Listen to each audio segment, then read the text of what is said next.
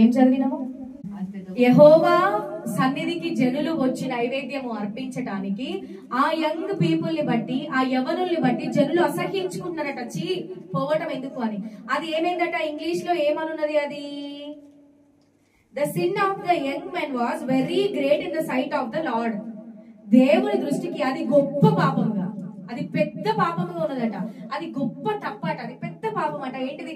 నిన్ను బట్టి ప్రజలు దేవుని సన్నిధికి రావటము ఆటంకం అయితే అది పెద్ద పాపము, గొప్ప పాపంగా దేవుడు చూస్తున్నాడు దాన్ని. తెలుసా?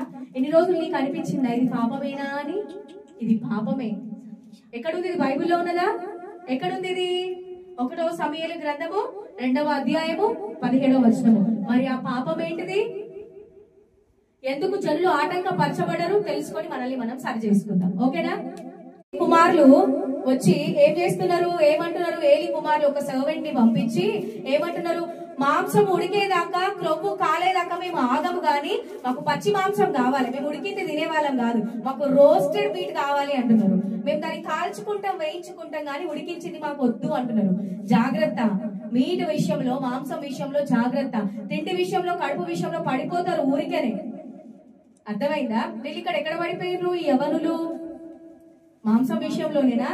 దాన్ని బట్టే జనులకు ఏమైందట? అసహ్యం కలిగిందట. వచ్చిన వాళ్ళందరినీ అక్కడ బలి అర్పించడం కాకముందే, ఆ మాంసం అక్కడ ఉడికించడం కాకముందే, ఆ కొవ్వుని దహించడం కాకముందే ఏమంటున్నారు? పచ్చి మాంసం ఇదే కావాలి, మాకు తినాలి, కడుపు కొట్టుకుపోతుంది మాకు. ఇట్లున్నారా మీరు? ఇట్లా మాంసం లేకపోతే మా భర్తను మాంసం చేసేస్తా సండే, అట్లా ఉండొద్దు. అర్థమైందా? ఆహారము నీ శరీరాన్ని బలపరచడానికే గాని నువ్వు తిండిపోతుగా మారటానికి కాదు. నచ్చిందల్లా నీ నాలుకకు టేస్ట్ చూపించి నువ్వేదో దాన్ని నాలుకను సుఖపెట్టడానికి, సాటిస్ఫై చేయడానికి మాంసం కాదు. మాంసము విషయంలో, ఫుడ్ విషయంలో జాగ్రత్త. హల్లెలూయా, హల్లెలూయా. మెల్లగా చెప్తారు, కొంచెం కష్టమైతుంది కదా వినడానికి మనిషికి, అంతేనా? కొంచెం కష్టమైతుంది కదా. ఎక్కడ పడిపోయారు వీళ్ళు? వీళ్ళు ఫుడ్ విషయంలో పడిపోవచ్చు. మనం ఎక్కడెక్కడ పడిపోతున్నాము? మనము దేన్ని బట్టి దేవుని సన్నిధికి జనులు రాకుండా ఆటంకపరుస్తున్నాము కదా. అప్పుడు ఏం చదువుకున్నాము? 2వ వచనం 2వ అధ్యాయం 17వ వచనంలో ఏం చదువుకున్నాము? ఈ కారణాన్ని బట్టి జనులు యెహోవా సన్నిధికి రావడానికి అసహ్యపడతారట. అక్కడికి పోవడమేంది? వాళ్ళకి బలి అర్పించక ముందే పచ్చి మాంసం ఇచ్చుడేంది? కథేంది మాకు అని. వాళ్ళకే మార్పు లేదు, మేము అక్కడికి వెళ్ళి మారేదేంది అని జనులు అసహ్యపడుతున్నారంట ప్రభువు సన్నిధికి వెళ్ళడానికి. మీరు కనుక అట్లున్నారా? క్వశ్చన్ చేసుకోండి. ఇప్పుడు ఏం చూద్దాము? అట్లుంటే, ఒకవేళ మనం ఆటంకంగా ఉంటే మన కుటుంబంలో, మన జీవితంలో ఏం జరుగుతుంది చూద్దాం.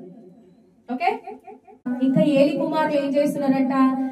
మందిరంలో వాళ్ళు ఏం చేస్తున్నారు? వచ్చిన స్త్రీలతో వాళ్ళు ఎట్లా మిస్బిహేవ్ చేస్తున్నారు, ఎట్లా వ్యభిచారం చేస్తున్నారు, అదంతా తండ్రికి వినబడ్డదంట. ఏలి కుమారులు ఏం చేస్తున్నారు? తండ్రి హెచ్చరిక చేస్తాడు. మీరిట్లా చేయడం తగినదేనా? దేవుని పని మీరు ఇట్లాగా చేయొచ్చునా అని తండ్రి హెచ్చరిక చేసిన ప్రకారముగా ఈ మాటలు వింటున్న మీతో, ఈ మాటలు వింటున్న మీ అందరితో ఒక ఆత్మీయ తల్లిగా నేను హెచ్చరిక చేస్తున్నా. ఒక దేవుని కుమారునిగా, దేవుని కుమార్తెగా మీరు ఉండి ఒక ఆటంకముగా మీరు ఉండటము ఇది సరైనదేనా? ఆమె ఏం మారింది? దేవుని దగ్గరికి పోయి బుద్ధులు మాట్లాడడం మానేసిందా? ఆమె ఏం మారింది? అబద్ధం చెప్పడం మానేసిందా? పాపం చేయడం ఆయన ఏమైనా మానేసిందా? దేవుని నమ్ముకొని తాగుతున్నాడు, దేవుని నమ్ముకొని వ్యభిచారం చేస్తున్నారు. మేము దేవుని దగ్గరికి వెళ్ళి తెలుసుకునేది ఏందయ్యా అంటారా లేదా జనాలు? మిమ్ముని బట్టి దేవుని నామం అవమానపరచబడొద్దు, మీరు ఆటంకం కావద్దు. కాబట్టి ఏం చెప్తున్నా? ఏలి తన కుమారులను హెచ్చరించిన ప్రకారంగా నేను ఆత్మీయతలుగా మిమ్మల్ని హెచ్చరిస్తున్నా. అటువంటి క్రియలు మీలో ఉన్నట్లయితే విడిచిపెట్టుకోవాలి. లేకపోతే కింది వచనంలో ఏముంటుందో తెలుసా? అయితే యెహోవా వారిని చంపదలిచి ఉండెను గనుక వారు తమ తండ్రి మాటలు వినకపోయెను. అర్థమైందా? అది ఆల్రెడీ గొప్ప పాపం కాబట్టి దేవుడు డిసైడ్ అయిందంట, చంపేస్తా వాళ్ళని. మన దేవుడు రోషము కలిగిన దేవుడు. ఎంత కనికర పూర్ణుడో అంత రోషము కలిగిన దేవుడు. ఆయన పాపులను ప్రేమించడు, పాపాన్ని ఎక్కడ ప్రేమించలేదు, ప్రేమించడు. హల్లెలూయా. ఎంత క్లియర్ గా, ఎంత పద్ధతిగా తిడుతున్నాడో చూడండి. పద్ధతిగా ఉన్నది. మిమ్మును మీరు కొవ్వబెట్టుకొనుటకై, మన భాషలో అంటే ఏంటిది? మీరు తిని బలవటానికి నా నైవేద్యాన్ని మీరు అట్లా తృణీకరిస్తున్నారా? అంతే నా అర్థము. దాని అర్థం అదే కదా. మిమ్మును క్రొవ్వబెట్టుకొనుటకై నా జనులకు ఇశ్రాయేలీయులు చేయు నైవేద్యములలో శ్రేష్ఠ భాగములను పట్టుకొనుచు నాకంటే నీ కుమారులను గొప్ప చేయుచున్నావు. నాకంటే మీరు గొప్ప వాళ్ళ, నాకు అర్పించడానికి అంటే ముందు మీకు కావాలన్నా, మీరు తిని బలవటానికి అలవాటు పడ్డరా అని దేవుడు మాట్లాడుతున్నాడు.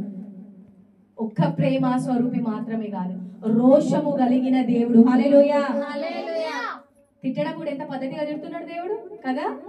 ఇంకా బైబిల్ చదివితే ఇదొక thriller, adventures, love stories Bible అన్ని ఉంటాయి. మీరు చదవగలగాలి కానీ ప్రతిదీ మీకు బయటకు వస్తుంది. ఇది ఒక ధననిధి.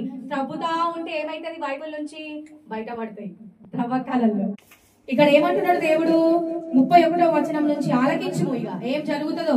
నువ్వు, నీ కుటుంబము, నీ కొడుకులు మీరు దేవుని సన్నిధికి ప్రజలు రావడానికి ఒక ఆటంకం అయితే, మీరు దేవుని నామాన్ని అవమానపరిస్తే ఏమైతుందంట, మీ కుటుంబంలో ఒక్కరు కూడా ముసలివాడు ఉండడు. దీని అర్థం ఏంటిది, మీరు నిత్య యవ్వనులుగా ఉంటారా?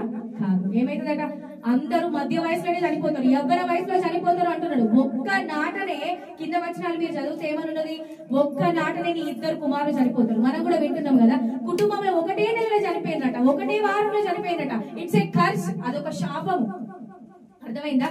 ఓ భర్త చనిపోయినట్టు భార్య చనిపోయిందట, తల్లి చనిపోయిందని తండ్రి చనిపోయిందట, పిల్లలు చనిపోయిందని భార్య భర్త చనిపోయిందట. ఇదేంటిది, ఇదొక శాపము. అర్థమైందా? తర్వాత ఏమంటున్నాడు, ఈ యాజకత్వం నుంచి నిన్ను తొలగించి నీ కుటుంబంలో బలము క్షీణింపజేసి నమ్మకమైన వాడిని పెట్టుకొని మీరు ఒక్క రొట్టె ముక్క తినాలంటే ఆ వ్యక్తి దగ్గరికి వెళ్ళి దయా దండము పెట్టి అడుక్కుంటే అప్పుడు మీకు ఫుడ్ దొరుకుతుంది అంటున్నాడు. అర్థమైందా? క్రైస్తవునిగా ఉండి నువ్వు నిత్యము చెయ్యి చాపేవానిగా ఉంటున్నావా?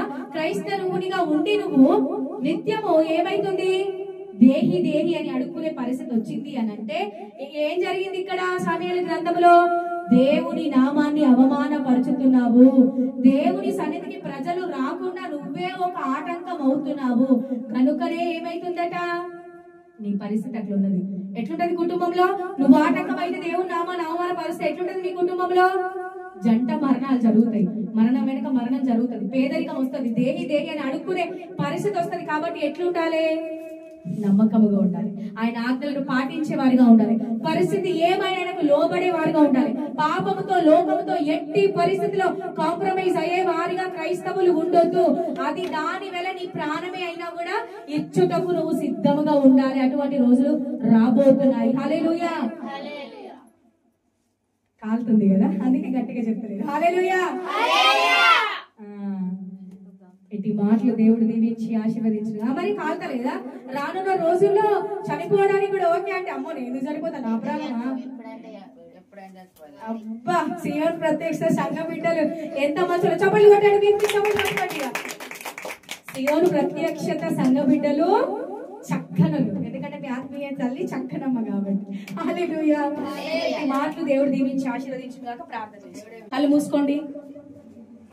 ఎడమ చేయి హృదయం తెచ్చుకొని కుడి చేయి పైకెత్తి, ప్రభువా ఇప్పటి వరకు నీ నామాన్ని అవమానపరిచేవాడిగా నేనున్నానేమో, ఆటంకముగా ప్రజలు నీ సన్నిధికి రాకుండా నేనున్నానేమో, ఇది మొదలుకొని సరి చేసుకుంటానయ్యా. లోన ఉన్న పాపము విడిచిపెట్టుకుంటానయ్యా. పూర్ణ మనసుతో, పూర్ణ ఆత్మతో, పూర్తి అంగీకారముతో, పూర్ణ విధేయతతో ఈ మాట ఇస్తూ దీని కొరకు కావలసిన కృప సహాయము నాకు అనుగ్రహించుమని యేసు నామమున ప్రార్థిస్తున్నా తండ్రి. ఆమేన్. ప్రార్థన చేస్తే కళ్ళు మూసుకోండి. ప్రభు, ఎవరైతే హృదయపూర్వకంగా ఈ మాటలు అంగీకరించి ఆ పాపమును విడిచిపెట్టుకొని ప్రజలకు ఆటంకంగా వాళ్ళలో ఉన్నది ఏదో వదిలిపెట్టుకుంటానని మాట ఇస్తుండగా ఇటు మాటలు వీరి జీవితాల్లో నెరవేర్చబడునుగా అని ప్రకటిస్తున్నారు. ప్రభువా, మీ కృప చూపండి, మీరు సహాయం అనుగ్రహించండి, అట్టి గ్రేస్ వీరి మీద కుమరించండి. ఎక్కడ కూడా నీ నామాన్ని అవమానపరిచే వారిగా వీరును మరి మేమును ఎవ్వరము సీయోను ప్రత్యక్ష సంఘ బిడ్డలు మరి ఆన్లైన్ లో ఈ మాటలు వింటున్న వారు ఉండకుండా మీ కృప చూపమని వేడుకొనొచ్చు. ప్రభు యేసు నామమున ప్రార్థిస్తున్నా తండ్రి. దగ్గరగా amen. Praise the lord. God bless you.